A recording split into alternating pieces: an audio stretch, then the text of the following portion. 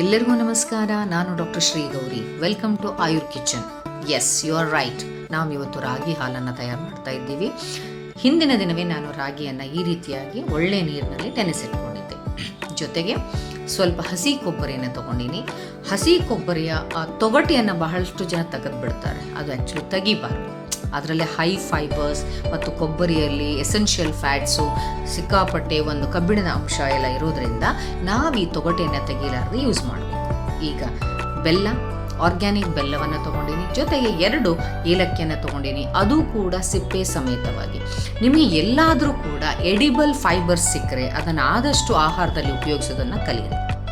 ಇವೆಲ್ಲವನ್ನು ಸೇರಿಸಿ ಈ ರೀತಿ ನಾವು ಗ್ರೈಂಡರಲ್ಲಿ ಹಾಕ್ಕೊಂಡು ಸ್ವಲ್ಪವೇ ನೀರನ್ನು ಹಾಕಿ ರುಬ್ಕೊಳ್ತಾ ಹೋಗಬೇಕು.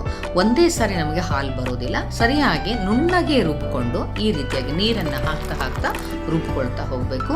ಆವಾಗ ನಮಗೆ ಒಳ್ಳೆ ರೀತಿಯಲ್ಲಿ ಜರಡಿ ಹಿಡಿದಾಗ ನಮಗೊಂದು ರುಚಿಕರವಾದಂಥ ಹಾಲು ಬರ್ತದೆ.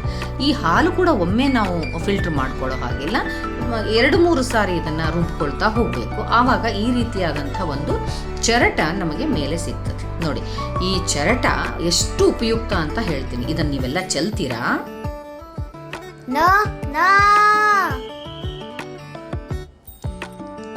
ಹಾಗಿದ್ರೆ ಇದನ್ನು ಏನು ಮಾಡಬೇಕು ಅಂತ ನೋಡೋಣ. ಈಗಂತೂ ನಮಗೆ ಹಾಲು ತಯಾರಾಯಿತು. ನೋಡಿ, ಆರೋಗ್ಯಕರವಾದ ಮತ್ತು ರುಚಿಕರವಾದಂತಹ ರಾಗಿ ಹಾಲು.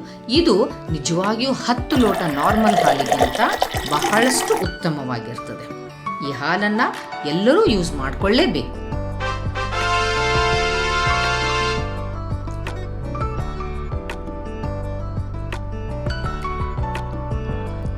ಈಗ ನಾವು ಈ ಚರಟೆಯಿಂದ ಚಟ್ನಿಯನ್ನ ಮಾಡೋಣ.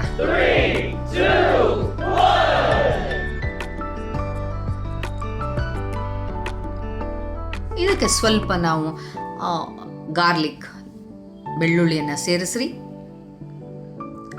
ಸ್ವಲ್ಪ 1/4 ಟೀ ಸ್ಪೂನಷ್ಟು ಧನಿಯಾ ಪೌಡರ್. ನಿಮ್ಮ ಚರಟ ಎಷ್ಟಿರ್ತದೋ ಅದರ ಪ್ರಮಾಣದ ಮೇಲೆ ನೀವು ಇದನ್ನು ಫಿಕ್ಸ್ ಮಾಡ್ಕೊಳ್ಬೇಕು. ಸ್ವಲ್ಪ ಜೀರಾ ಪೌಡ್ರನ್ನು ಹಾಕ್ಕೊಳ್ರಿ. ಸ್ವಲ್ಪ ಅಜ್ವೈನ್ ಪೌಡ್ರನ್ನು ಸೇರಿಸ್ಕೊಳ್ರಿ. ಇವೆಲ್ಲವೂ ಡೈಜೆಸ್ಟಿವ್ ಪವರನ್ನು ತುಂಬ ಚೆನ್ನಾಗಿ ಇಡ್ತವೆ.